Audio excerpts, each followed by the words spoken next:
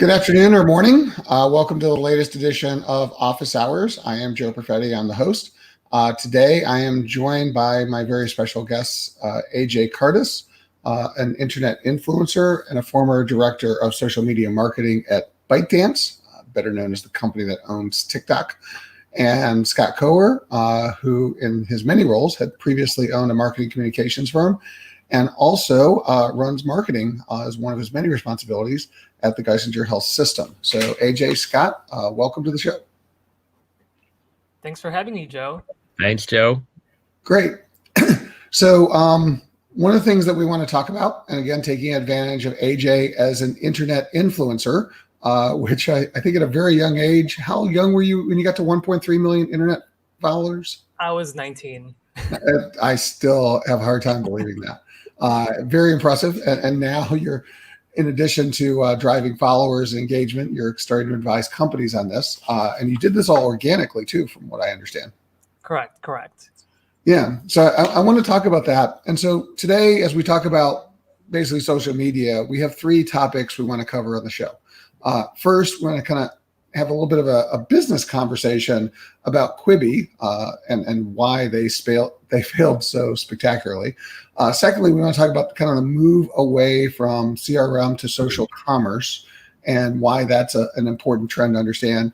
And third, we want to kind of talk about the remote environment we're in and how that is being impacted in a social media way and what we can do on our personal brand as we think about that. So those are the topics for the show. As always, you're welcome to ask your own questions and we're happy to address those.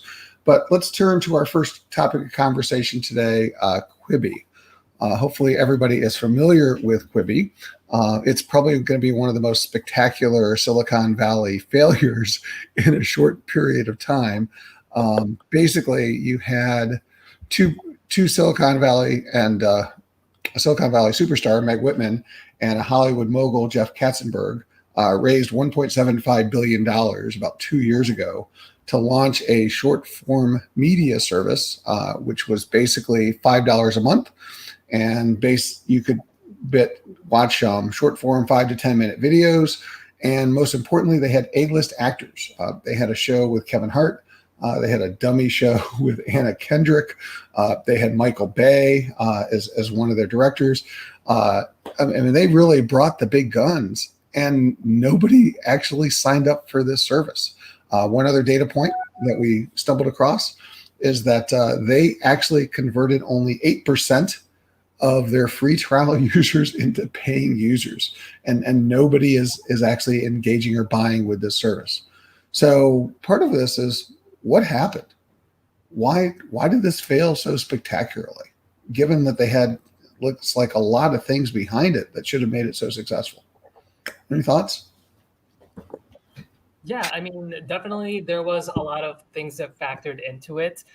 For example, streaming is such an oversaturated market. You know, there's Quibi, there's Netflix, Hulu, Amazon Prime, Peacock, Apple TV, Tubi, and even though Quibi wasn't supposed to compete with Netflix, it did, you know, and I would say that that's one of the other things. The other would be that they ignored influencer marketing, and if their target demographic, and it seems like it was Gen Z and millennials, then they needed to create a overall marketing strategy geared towards them, because this just shows that people don't really care about celebrities. They care about influencers. You know, Anna Kendrick, Kevin Hart.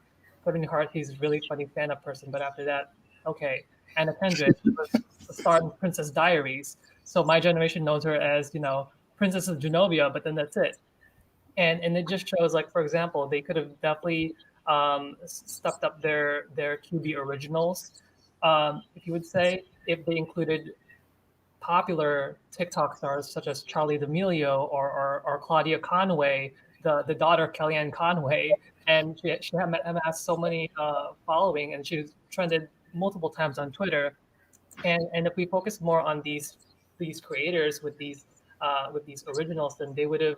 I believe that they would have succeeded, and we've seen this with Snapchat. They went from what, $5 a stock to now $40 because they focus on originals and they focus on people who look like them. And Gen Z, they like they like raw edited shows, not heavily edited or produced and we can tell by the leadership team how they have a background in traditional media, whereas their QB should be more focused on again influencer marketing, short form videos, and unfortunately they joined the downfall such as Theranos, and we work with that. But I'm hearing you say two things, AJ. One is they entered a crowded market, but I don't think the crowded market was as important as they just didn't understand their target audience. Yeah. And the target audience is actually completely different than what they assume it is. So can you speak more about why the influencers are different? Yeah, I would say that because their target audience, they're not in the position to have Netflix, Hulu, Amazon Prime all together. I think that we were more positioned to consume content that are already free, because they did say that they have these shows where they design these short series where you're outside for 10 minutes and you're just watching a show, or like waiting in line, when you can be on TikTok for free, or you can be on YouTube, or you can be on Instagram. And I think that's again, you're right on the targeting, and they didn't know their unique value proposition. They did say that they're here to disrupt the streaming industry, but they really didn't know how to actually do that. And with influencer marketing, I don't know if they even explored the opportunity to include influencer marketing.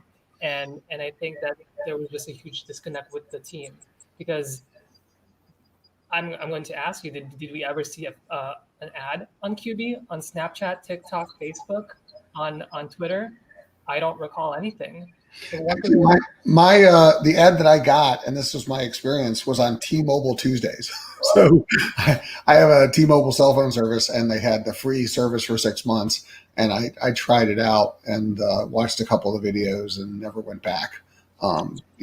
Just I don't know, it didn't really engage me. Scott, have you ever heard of and used Quibi? No, and it's so funny that you say that. I'm racking my brain. Where was the rollout? Where were the celebrities telling me how great this was going to be? And of course, in my house with two daughters, we're big Anna Kendrick fans. A couple of other things occur to me. So AJ, your point about influencer versus celebrity, I think is just so important.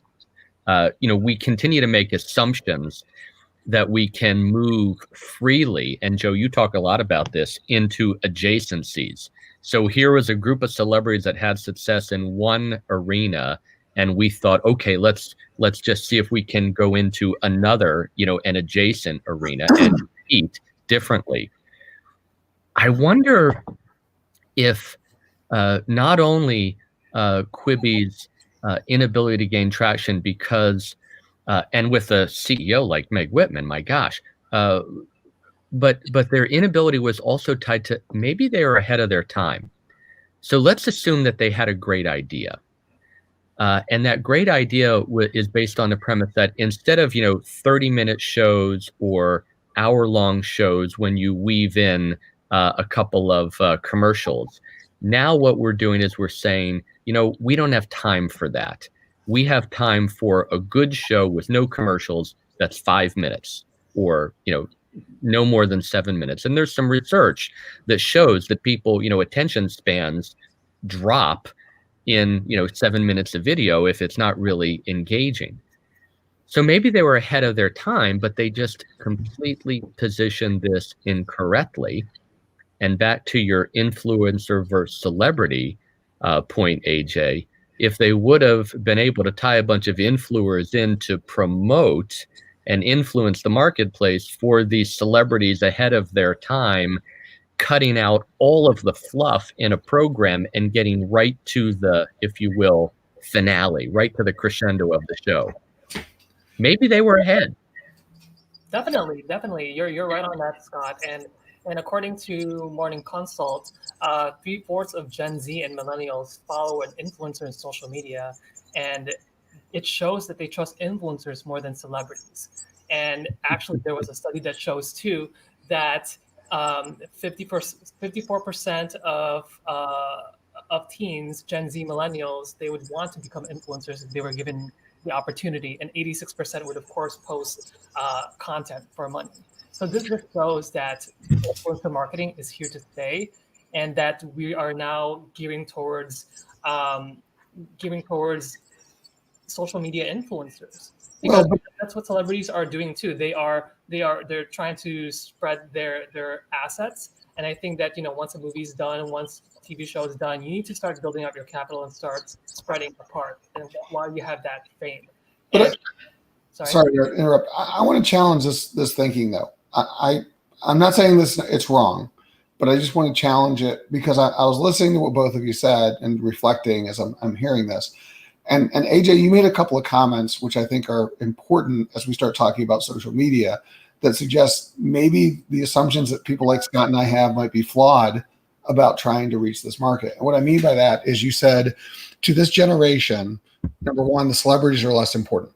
And I go back to it's not just in media. Like if you look at clothing, what's been very successful recently, fast fashion. It's about H&M, it's about Zara.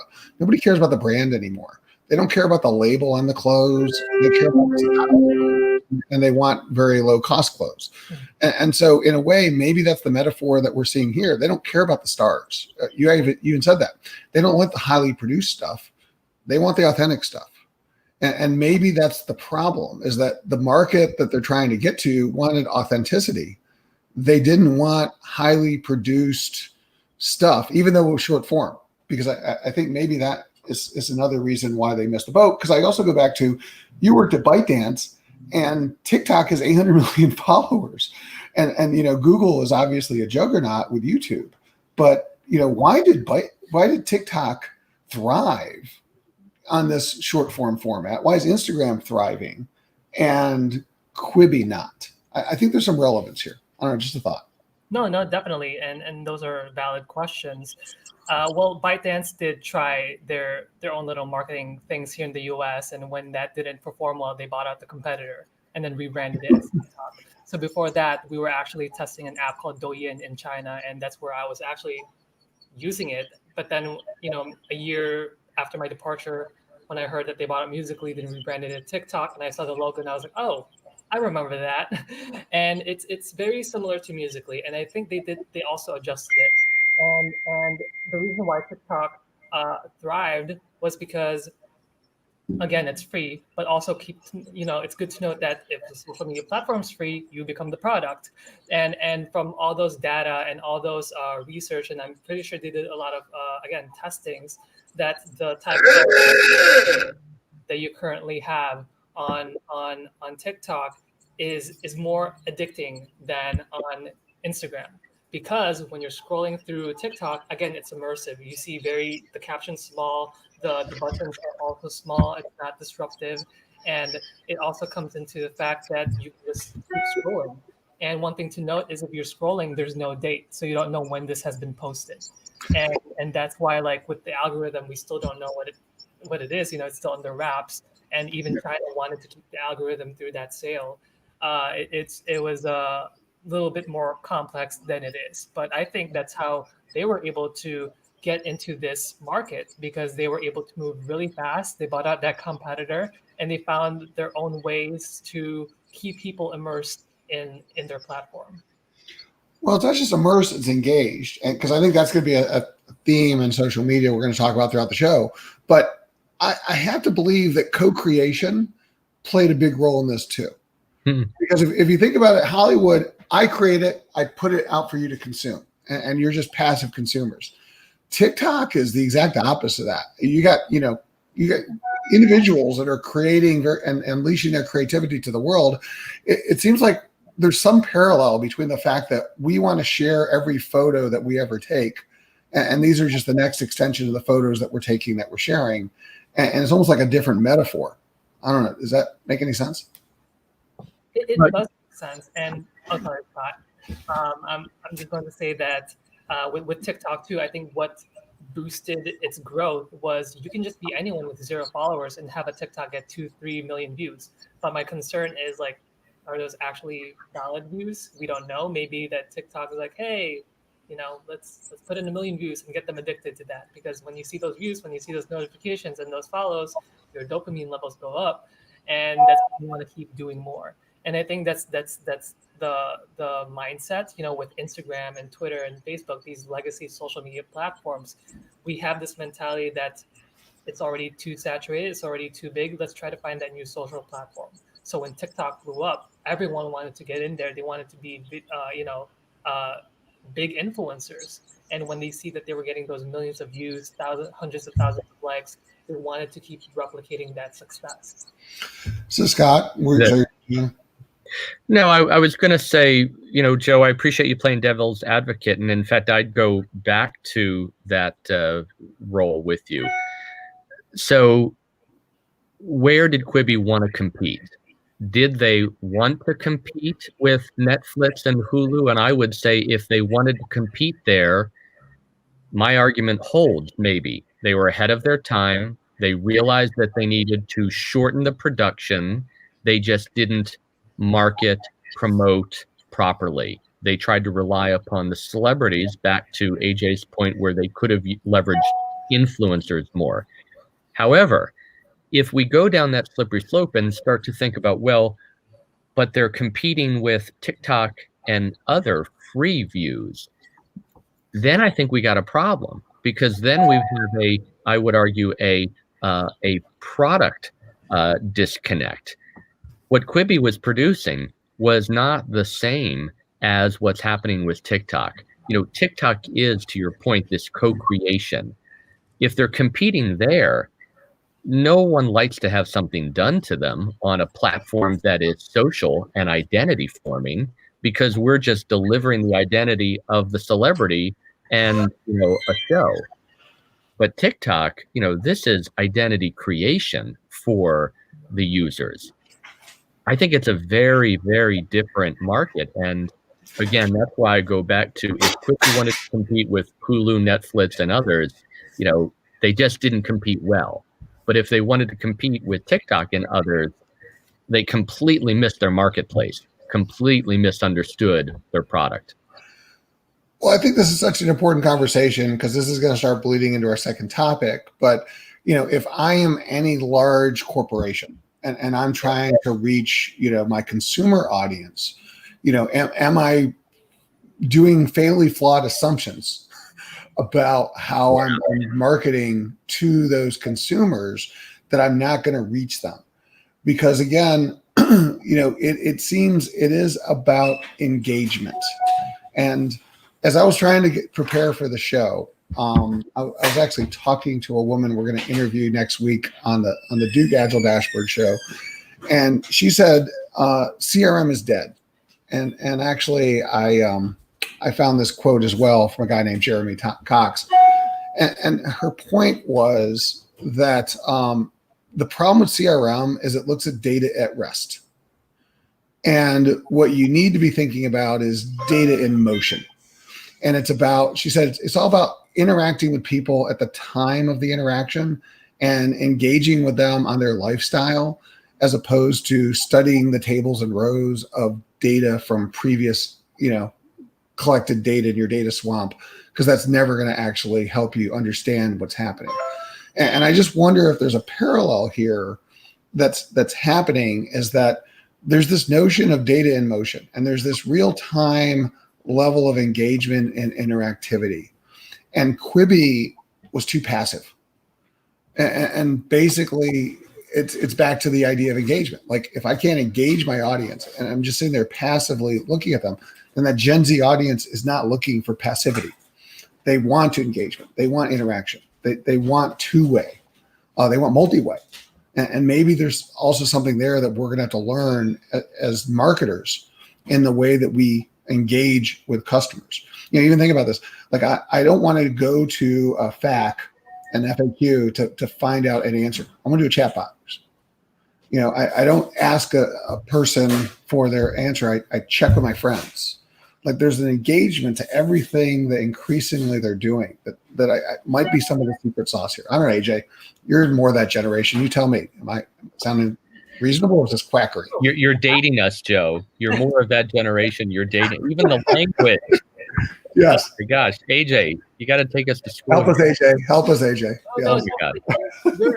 Joe, you're right on that, and that's why influencer marketing works, because we see influencers as our friends. And that analogy that you just said, like, what's a good movie to watch, and you'll ask your friends, and you'll take their recommendations into consideration, rather than that movie show telling you that movie saying like you should watch our movie because we're cool.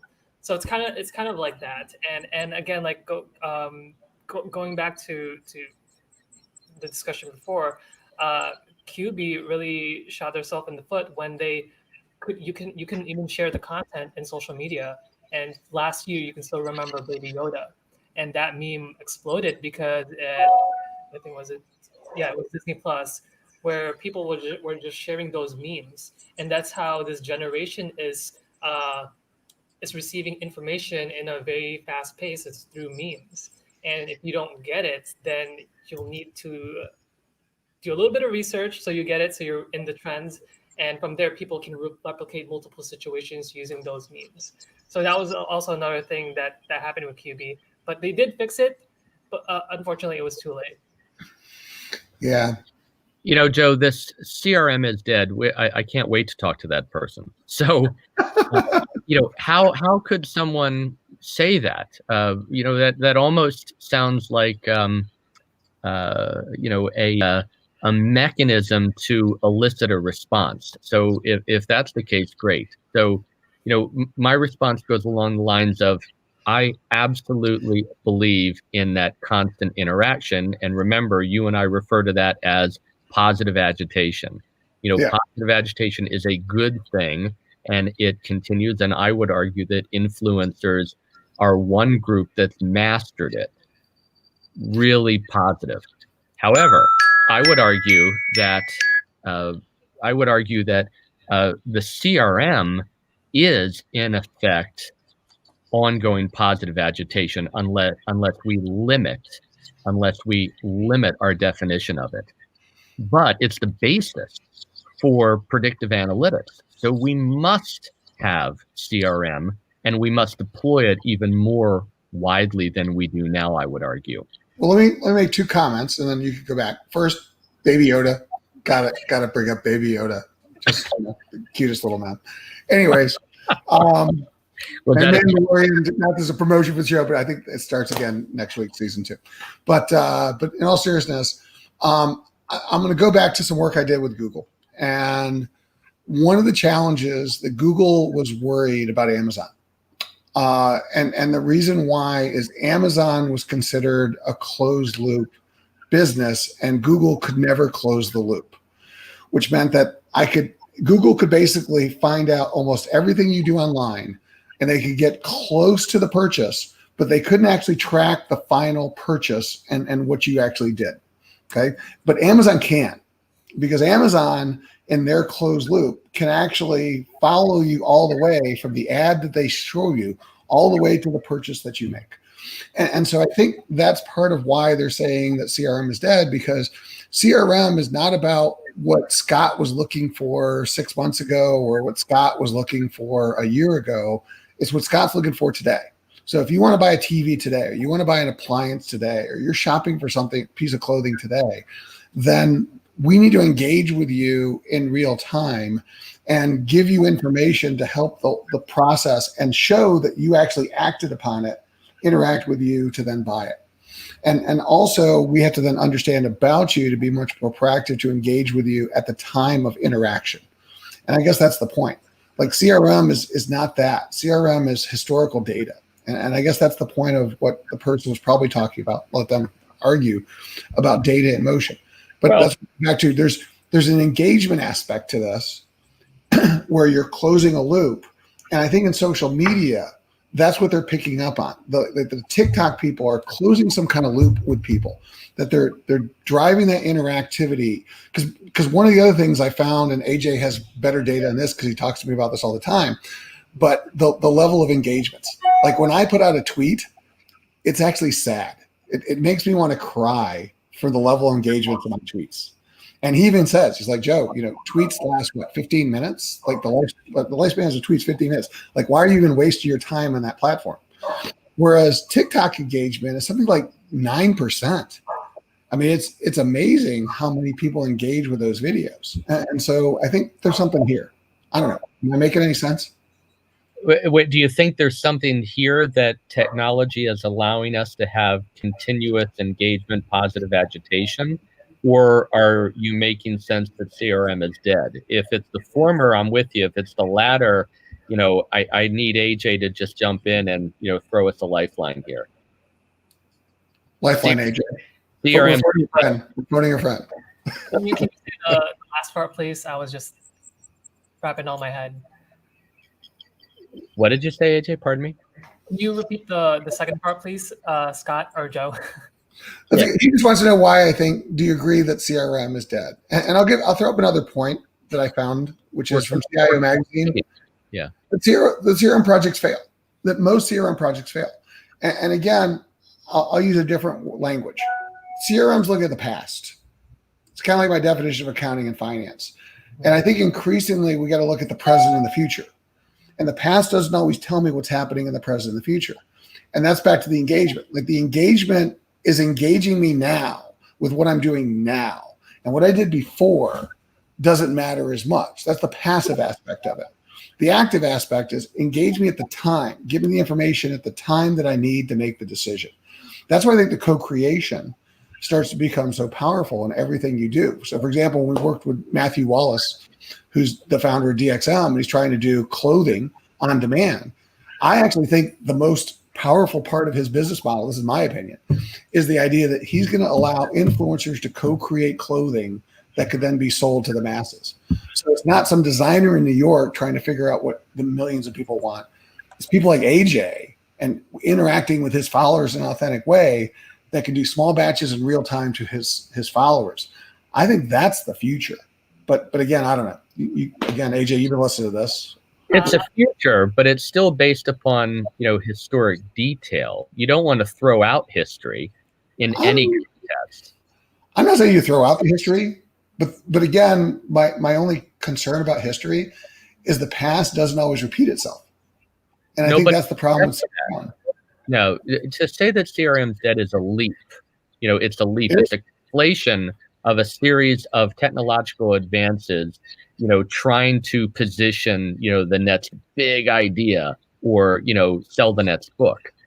But, absolutely this requirement for us to be able to interact continuously. Again, I love the phrase, no one likes to have something done to them, because I think it does capture an element of what this, human-centered design co-creation, AJ, that you and other influencers have mastered. Your influence relevance is based upon how well you engage with others, minute by minute, hour by hour, day by day. So that co-creation, I agree with you completely, Joe. That's real. CRM dead? I don't buy it. Yeah. So what do you think, AJ? Yeah, I would agree with Scott. I think when that saying was mentioned, I think that they were just very focused on one thing. When CRM should be multi-touch point. There's multiple ways to get in touch with your customers. It's through social media, through email marketing, through SMS, through chatbots, just like you said right here. And I think just having an overall marketing strategy to ensure that we can use past data to help support what we're doing presently and what we can do in the future.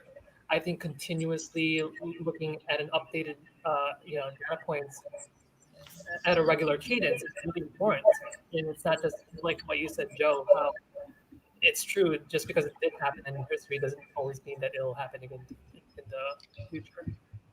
Well, this is again a good segue more into our second topic, which was going to be about social commerce. So, AJ, why don't you define social commerce just for our audience? Yeah, I would say that social commerce is a mixture.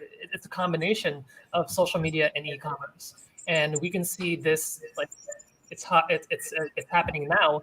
It was just days ago when TikTok announced its partnership with Shopify, and we can already see social commerce happening successfully in China. China has its own trillion dollar industry with live streaming, with live streaming and social media platforms where your ability to sell. And we've already, it's really interesting to see how I think that China's social media landscape, their influencer marketing landscape, and e-commerce landscape is 5-10 years advanced than we are here in the U.S. An example is in China, they have WeChat, just Weixin. They have WeChat where they can just do anything in one app, and we can see something like that with Facebook trying to do that with Messenger. And it's and you can also see it's copycats, and it's really interesting because when I was in Beijing, uh, and speaking to people that live there on the description of why they like certain apps, and I'm just like, oh, this is like Twitter, this is like Google, this is like what we're doing with Messenger, and and I also predict that a lot of other apps today will integrate some form of shopping function, and we can see that with Instagram. They already added that shopping button in the home feed. And I have multiple accounts on Instagram, and I can see what they're A/B testing, and I can see what they're trying to do and see what's going to be interesting for the user. But I would caution Instagram to just slow down a little bit, because the reason why Instagram is popular is because like we know what it does, but now we're getting so many things. We have reels, we have shopping, we have guides, we have all these things that's happening, that the Instagram just getting a little bit more complicated than it should be, AJ, I agree with you about China being way ahead. What I would like to understand more about is why. So I've made a set of assumptions to interact with that viewpoint, and one of them is it's not necessarily a technological advantage; it's a population advantage. China, the population is so much larger than in the United States, and it's moving continuously. And by moving, I mean interacting with the social mechanisms that I would say it's accelerating its advantage over other countries because of the size of the population, and that everybody has these, handheld digital devices, more so than in the US, where there may be greater access to additional devices, iPads, computers, laptops, desktop, pick it. Why do you think China is so far ahead? You're actually right on that, Scott, because it's again, there's more people in regards to population, and two, it's mainly everyone there speaks Mandarin, and three, it's they're more culturally in tune, and also four, they ban American apps. They have the ability to ban foreign apps and prefer their own homegrown companies and technologies. And of course, the Chinese people would support their own types of companies rather than another American company. Yep. So it's easier to control and siphon what people use, and I think that's what led to its huge growth. Yeah. If we're talking social commerce in the U.S. then, and we want to catch up, what would you advise for us to do here? What would you advise for a company to do here to start moving in that direction? And by company, not Facebook and Instagram, but if I'm Procter & Gamble, if I am a consumer products brand, or if I'm a retail brand, or even a technology company that's not the actual base technology, I'm an Intel, what should I do to get to that level of shopping engagement and become part of this marketplace? I would say don't rush too fast. Look at what's happening in China and see how they're growing their social commerce, how they do it, and then of course taking into consideration having focus groups, having people's feedback on what they think about these certain things, because social commerce at this moment in the US is new. I mean, scanning QR codes are still new for us, but it's been existing in China for 10 years. So we need to understand that, and this is both, I would say, like companies in China, companies in US, they try to compare and execute at the same level, but as a society, we're not there yet. That's why you can see a lot of Chinese companies just trying to get in the U.S. They're implementing strategies that's working really well in China, whereas here we have to take into consideration where we're at in regards to what product we're trying to market to our audience. For example, social commerce. If you ask 100 people here, I don't think a lot of them would know what social commerce is. And that's what I would say is just to take it slow, one by one, release a feature here and there, let the community develop your product for you rather than creating a product for your community because you don't like it, and that's what I would say. That's what I would suggest. So, by the way, AJ, is there anybody here that we can model that is making some early progress that you have any experience with? In regards to Mike's, directly working with them, no. Or just that you know of? Yeah. Well, besides TikTok, I know that, for example, Zyn is incorporating something that is social commerce, and I think they found a unique value proposition because when they launched, they were seen as a TikTok copycat. And if you're not familiar with Zyn, ZYNN, their parent company is Kuaishou, which is invested by Tencent, I believe. And in Kuaishou, I believe that in China they have around 300 to 500 million daily active users, and they're a very popular short form video app there. And I assume when we go to social commerce, it's not about the number of users per se. So it's not about the number of likes. It's not about the number of users. It's about the engagement of those users and to some degree what they're doing, what they're purchasing. Like you're getting kind of an ROI type of a data at that point, right? Yeah. Yeah. Joe, to your question, though, I don't think the U.S. can catch up. And I'll tell you why I think that. Because, again, this, as we've pointed out in other conversations, this is one of those exponential growth moments. So the question for me is, was the, rugged individualism, laissez-faire, U.S.-based approach going to accelerate, social media and related development in the fastest capacity, or is a larger ecosystem with restricted commerce but universal access to the handhelds, what's that competition? And the bottom line is, I think China is better positioned to accelerate even more, especially with the continuous economic improvement for the population within the country. Where the U.S., I would argue, the model is creating a further gap in the population. So there is an increasingly gap among those who have the means and those who do not have the means. So I just don't see I don't see a scenario where the U.S. will catch up. I can imagine some other countries getting closer. So AJ, what's your thought here? I mean, this is accelerating rapidly, much more rapidly than any of us can do in our heads. No, definitely. You're right on that, Scott. I don't think to catch up because there's so many.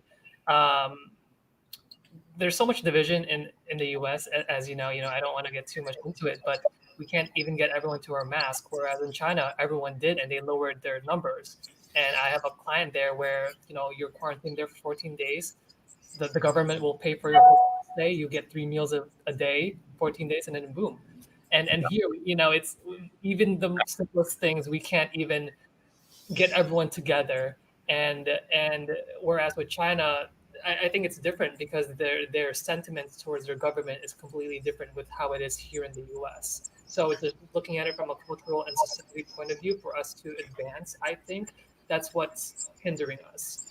And sorry, I just a thought occurred to me. So tell me if you agree with this, you two.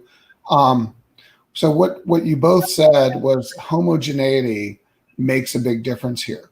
And I guess that's the problem, is that in the US, we've turned our social media to not get homogeneity. We're using it to divide us, to microsegment us.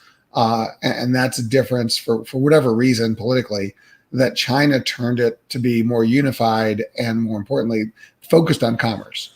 So it's almost like we let it go bad to now we're just ripping ourselves apart on personal social stuff, as opposed to focusing it on the commerce aspect, and then they were able to merge on a more homogeneous population. And that's why I think they got the lead now. As you said, they're accelerating that direction while we're still trying, because we can't put everybody back together in a common way. And micro-targeting seems like the challenge. Like, it's just not easy. It's hard to micro-target in our fragmented market.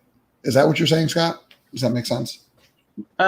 What you said made sense. It's not what I'm saying. Following up on what you said, yeah. Following up on the point I was making, the United States will not, in my view, catch up with the positive social interaction and, frankly, the extension of commerce through social going on in China. What could happen is that in the U.S. there may be increasing likelihood of, a disruptor, a brand new, the next thing. But I think other countries are likely better positioned to keep pace with China through its, current success and volume of social. What gets really tricky here, though, is, defining ends. So, when I think of what's happening with, the generation of my children, 2 daughters, 19, 22, and, it's not just a matter of, the social identity formation that's going on, but now I'm seeing that there is a professional identity being developed, a set of expectations for how they will live, how they will work, how they will, engage their peers. So when this begins to accelerate, at some point, those of us, are going to, in older generations, are going to be left behind. And how does the successful interaction continue? So TikTok at first, what do you get as a 50-year-old guy about TikTok? What you hear about TikTok by a 60-year-old guy, and I'm so thrilled you put this up, Joe, because I was forgetting the numbers, but you don't hear that there are, 800 million users of TikTok worldwide, greater than 10% of the global population. What you hear in the US is a political mantra that, TikTok is bad, it's coming out of China, this is evil, it's a bunch of spies, right? Our children, though, are thinking of this as, Dad, this is the coolest thing I've ever seen. What's wrong with you? This is a generational divide. So the ends. My question is, where, can we make predictions about where this is going so that we can leverage it for additional advantage, not just, in the marketplace, but for social advances, bigger problems. We got to take on some environmental stuff, and the generations like my daughter are going to engage more easily with us if we talk about those serious issues through the channels that they're engaged in, not in the way that we're engaging with them typically as 50-year-old, white men. Yes. I don't even know what to say after that. That's okay. I think you've actually kind of set us up for the kind of the third topic for today, which is about what's happening now with the remote work world, the impact of social media, and what we need to think about it from that perspective. Because I guess that's the point, is that in a way, there's kind of both sides of the sword now. We have forced our world to be diverse and somewhat disconnected from the core office metaphor, but increasingly we have to be more connected through the social metaphor. So social media should be exploding right now, and its impacts because of the COVID-19 virus, because the virtual is the practical way to communicate much more than the physical. So I think it actually becomes even more important in this environment. Yeah. Yeah, I agree.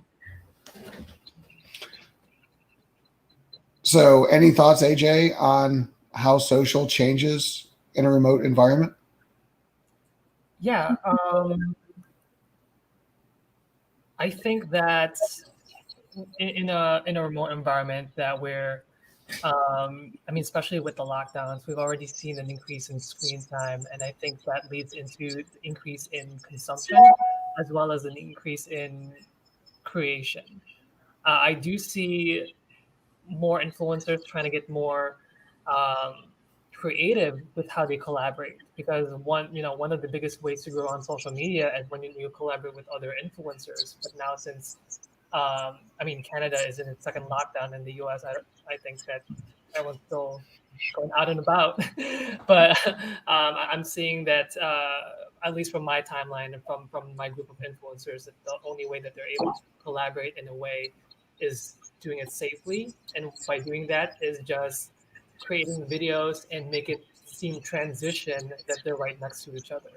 And I think that with being remote and being in lockdown, I can definitely see us being forced to be more creative because of the safety measures in place. So are in a lockdown world, AJ, for your experience, can influencers be created or are they just all emergent? Are there any things that we can do to help people become influencers or to create more influencers? Or is it just kind of happens through some kind of happenstance? That's a good question, because when I had my 1 million followers, I didn't strive to be an influencer. I actually didn't know it was a thing until my friends started like, hey, we'll pay you this much if you post this. And to me, when I was 18, 19, I was like, all right, I'll take the money and I'll post it. And that's when I was introduced to influencer marketing. And I think that I can say to this, like all the influencers that I've met and I'm personally connected to, they didn't try to be an influencer. It just happened. And that's my tip for people. If you want to be an influencer, don't worry about it. Just continue doing what you love. Try to find a way to stand out when you're creating content, because everyone's trying to copy everyone in social media, and that's why people don't stand out, because they're like, oh, this is another person this is another person that. That's why they have this comparison when they leave those comments, like, oh, this person is just a knockoff this influencer. So AJ, looking backwards, what did you do? I mean, I know you didn't do it intentionally, but like, what did you do to get to that level of followers and influencers? How'd you get there? Yeah, I think it's a mixture of just the type of content that I was pushing out and the exact time I was where Instagram itself was at that moment. Because back then the Instagram algorithm was completely different. To get your content out there, they had the chronological feed versus the feed. The algorithm right now is showcasing you on what you may potentially like, and from there I started creating. When I started creating content, I decided, what type of content what type of content resonates to as many people as possible, and to me, that's entertainment. So my friends thought I was funny, so I started making memes and I started making comics, and that's when I started, being redistributed to other third-party channels such as 9gag, 4chan, iFunny. That's where I got my first 50, 100K followers. And from there, when I started seeing more people like me, that's how we started cross-promoting each other. That's how we started collaborating, because their audience is different from mine, and we would just do that. And I did that all the way up to 1 million, and that's how I did it organically. AJ, I'm appreciative of the do what you love. It wasn't intended. A follow-up question for that.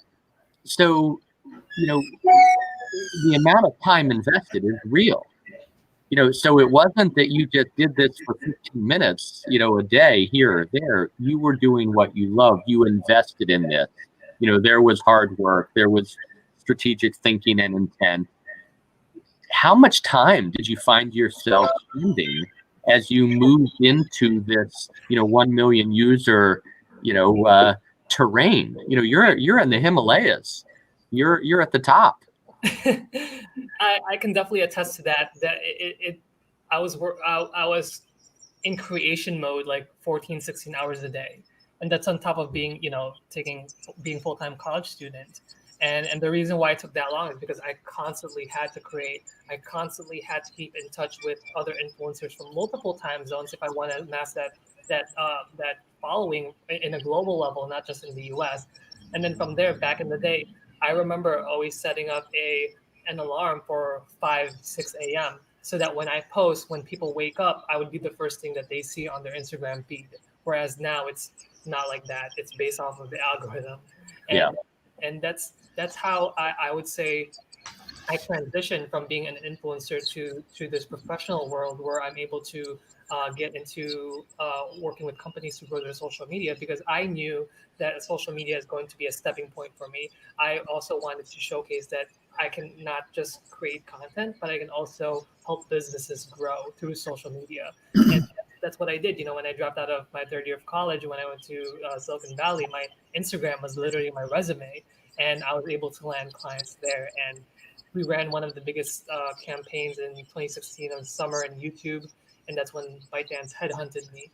And at 23, being director of social media for a $150 billion company, that was a tremendous opportunity, especially as a college dropout. Yeah, that's insane. And great success. Congratulations. It's insane. Thank you. Yeah. So as we get near the end of our show, AJ, then just as a question, people are at home, they don't have the time. Many of them have their full-time jobs, but what are some of the things they can do to start moving along the path that you were on? What would you recommend to them? Yeah, in regards to building their social media presence, starting to get more connected and preferably to get more engagement. Yeah, my number one tip is to get your calendar organized. I think that's one thing that we all need to do, especially at my agency. This is something I've implemented. Every hour of the day, I know exactly what I'm doing, so I know what I need to hit by the end of the week. And from there, if you're planning to create content, because I also have time dedicated on Fridays with my team, 11 a.m. and 1 p.m. It never changes, for my own personal content. And from there, that's what people need to do. Have a dedicated time slot so you know exactly when to create content and dedicate that just to creating content. And that's what we call batching. Batching is when you just create multiple types of content and spreading it out throughout the day, so it seems like you're posting it in real time. And again, my number one tip again is don't just create content for the sake of it. You need to be smart with your distribution strategy. You need to find that unique way into getting outside of that noise. And that's why I think TikTok was able to blow up, because they were able to tap into it was like a psychology hack, and I was reading this case study about it, how if the viral videos, the ones that do really, really well, because you know how in movies there's that introduction, then the climax, and then the resolution. Here in TikTok, they put the hook, they put the climax in the very beginning, so you're intrigued right away. And then that's when they start introducing that type of that content to you. And that's why it stood out compared to Facebook, Twitter, Instagram, because they didn't have that hook right there in the beginning. That's great. The step by step, it's almost, AJ, as if we, and I know you do this for a living and you're excellent at it, but the checklist. What do you have a checklist? Does it lead to the development of a plan? And Joe, as you love to say, are you on plan or are you off plan, and why? And if you're off plan, that means that it's riskier, less likely that you're going to get to that success level or threshold of viewership or interaction that you want. I think this is great, basic advice, for all organizations that need to interact with, their customer base. And Joe, back to how you kicked us off with Quibi, Quibi didn't follow AJ's plan. No, and the only thing I would add, so I'll join us to our simple rules segment as we end the show, which is our kind of quick tips. You know, the thing that I hear after what you just said, Scott, and what AJ's been saying, authenticity is also critical. Whatever you do and you're passionate about, be authentic about it. Because if you're not, then the engagement's not going to happen. And I think that's where, you know, Quibi also ran into trouble, is they were trying to get to a market that wanted authenticity, and they just did not deliver that authenticity in that short form. And as you said, maybe they were ahead of their time in terms of where our expectations are, but that's the world that we live in, and that's the audience we're trying to reach. So, you know, Scott, AJ, do you have any other quick tips before we end our show here today that people can take away? I would say, other than, you know, what you said, Joe, like, be authentic, have fun when you're creating content, because when your content does go viral, it just happens. And you won't know 100% why. You can just guess why that happened and try to replicate it. But again, just tying that back to authenticity, like Joe said, I think the more authentic people, the people that are that just talks about their vulnerabilities, they perform so much better on social media, and you can see that on LinkedIn, and you can see that literally everywhere. And that's why, an example, those feel good content do really well. And that's where I would end it. Okay. Yeah. Scott, yeah, Joe, for me, I would say that, you know, for all of this, for all of us, you know, once removed, you know, from this digital generation, you know, once removed from the insight of AJ, you know, it's antithetical what we have to do, right? So our behaviors as we age is to narrow our focus and sharpen our view. I would argue that within this digital world, we've got to ensure that we do just the opposite. We've got to widen our view, you know, look more broadly at the horizon so that we can interact and ideally absorb some of this content and technology available to us. As I like to tell my mother, hey, you got to get modern, right? Yeah. you got to stay connected with these devices. Well, and speaking of connections, if you'd like to connect with any of us, whether it's AJ, Scott, or myself, you can find us all at links through learningcommunities.com. Want to thank you for taking the time to listen to our show today. Thank you, Scott. Thank you, AJ.